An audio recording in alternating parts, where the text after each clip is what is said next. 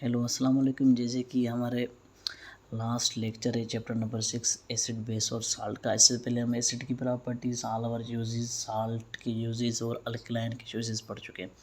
अब यहाँ पे हम डिफाइन करेंगे पीएच है क्या, पीएच स्केल, पीएच मालूम कैसे होती है, इंडिकेटर्स क्या है और पीएच का रोल क्या है हमारे जनरली तौर पे। तो पीएच स्केल क्या है? कंसंट्रेशन ऑफ हाइड्रोजन आयन को हम सिंपल कहते हैं, वो पीएच होता है। स्केल यानी कि 7 to 14, 0 to 14 जो है उसकी एक स्केल होती है पीएच की। हम कहते हैं कि पीएच जो होता है वो क्या करता है, सॉल्यूशन को स्ट्रेंथ आया कि सॉल्यूशन एसिड के और अल्कलाइन है वो हमें पीएच स्केल से मालूम होता है। जैसे कि पीएच पेपर जो है वो हमारा यूनिवर्सल इंडिकेटर तो इस्तेमाल होता है। पीएच पेपर को आप कोटेड कर सकते हैं, वो क्या करता है कि डिफरेंट वैल्यूज़ पे वो कलर चेंज कर लेता है, जिससे हमें अंदाज़ा हो जाता है कि आया कि सॉल्यूशन जो है हमारा वो क्या है, एसिडिक और यहाँ तो बेस है। बेसिकली 14 स्केल होते हैं इसमें। 14 स्केल जो हमारा वाटर है, प्योर वाटर जो होता है वो क्या है, न्यूट्रल स्पीशीज़ है। वो न्यूट्रल स्पीशीज़ इस तरह है, उसमें हाइड्रोजन आयंस और हाइड्रो ऑक्साइड आयंस दोनों की कंसंट्रेशन इक्वल होती है। जिसमें हाइड्रोजन आयन की कंसंट्रेशन ज़्यादा हो तो हम कहते हैं वो एसिडिक है। आया कि हाइड्रो ऑक्साइड आयंस की कंसंट्रेशन ज़्यादा हो तो हम कहते हैं वो क्या है, अल्कलाइन है। लेकिन जब ये दोनों इक्वल हो, 7 पे इक्वल पॉइंट होती है, मिड पॉइंट 7 होता है, तो हम कहते हैं कि ये क्या है, न्यूट्रल स्पीशीज़ है। जैसे हम कहते हैं कि वाटर एक न्यूट्रल स्पीशीज़ है क्योंकि उस पर हाइड्रोजन आयन की concentration as well hydroxide ion की कंसंट्रेशन बराबर होती है। द मोर आप कह सकते हैं कि मोर हाइड्रोजन आयन कंसंट्रेशन होगी तो वो सिंपल एसिडिक होगा। अगर मोर हाइड्रोक्साइड कंसंट्रेशन होगी सॉल्यूशन पे, आप कह सकते हैं वो क्या है, अल्कलाइन सॉल्यूशन होगा। सो बेसिकली आप कह सकते हैं कि जो 0 से 6 के दरमियान है वो एसिड्स हैं, लेकिन 0 to 2 है वो हम स्ट्रॉन्ग एसिड रखते हैं, और इसी तरह 3 to 6 हमारे वीक एसिड्स हैं। तो ये भी एसिड्स, लेकिन इनको कैटेगराइज किया गया है कि 0 to 2 जो एसिड होंगी वो स्ट्रॉन्ग होगी, 3 से 6 होंगी एसिड्स लेकिन वीक होगी। 7 पे जो है मिड पॉइंट पे न्यूट्रल स्पीशीज़ होती है।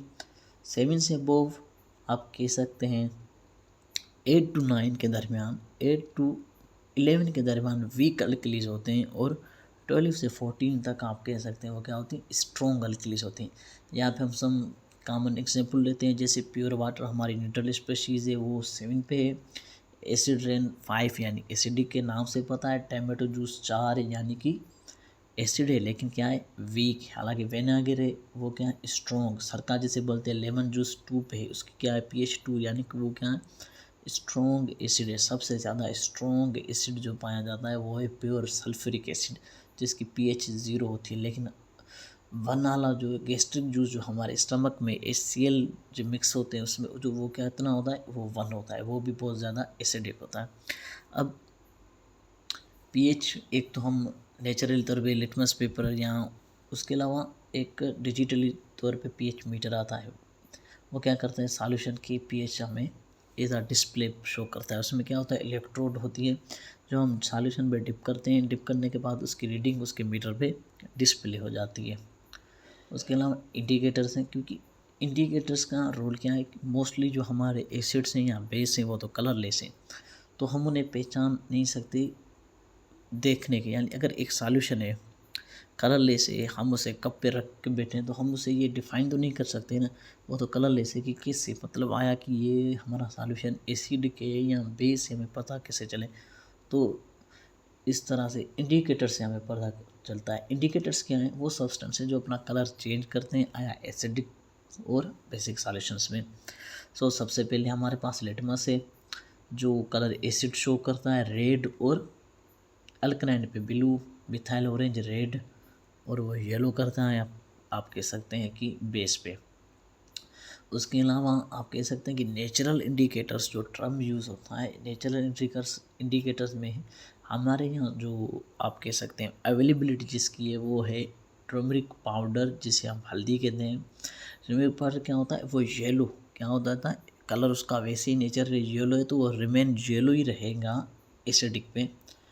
न्यूट्रल में होगा तो ब्राउन, अगर वो न्यूट्रल सॉल्यूशंस, बट अगर ब्राउन में होगा तो वो अल्कलाइन शो कर देगा।